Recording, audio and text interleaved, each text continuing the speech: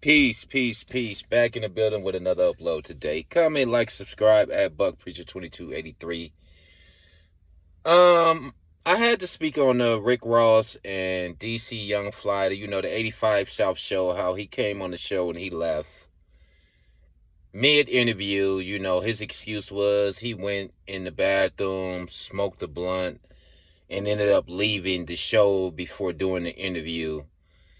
And the host on there felt some kind of way, which I always did too, because I just felt like, you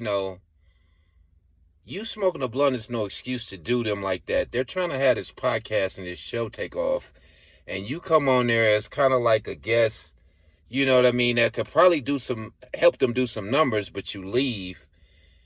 And like DC Young Fly said, you go on to another podcast with Caucasian folks, you know what I mean? Not to make it racial, but we just gonna speak the facts.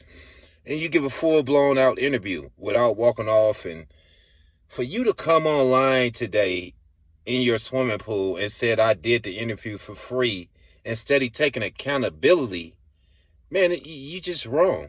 You know what I mean? And that's kind of like what's wrong with our people in a nutshell, and people today. There's no accountability. Because what you should have said when you came out today, Rick Ross, is simply, hey, homies, my bad. Let me make that up to y'all. Not, I did it for free and I was there for free, because whether you was there for free or not, you didn't do the interview. So what point are you making? You get what I'm saying? Man, how about being a grown man and you had the nerves to call them your little homies? Well, if you do your homies like that, your homies better watch out, man. How about just taking accountability, man, saying I was wrong?